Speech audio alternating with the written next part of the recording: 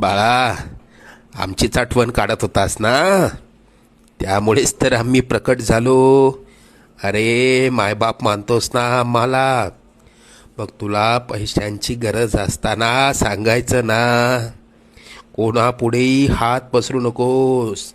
लोक 2-4 हजारांची मदत करतीलही, पण तुझ्या मागे सर्वांना तुझी मजबुरी हसत सांगतील. आता तुला कोणापुढे हात पसरण्याची वेळच येणार नाही. तू आजपर्यंत भरपूर दुःख सहन केलंस. लवकरच तुझ्या रडक्या भाग्यात सुखाचे दिवस येतील. तुझ्या मनात असलेली इच्छा पूर्ण होऊन अक्कलकोटला पेढे घेऊन येणं होईल.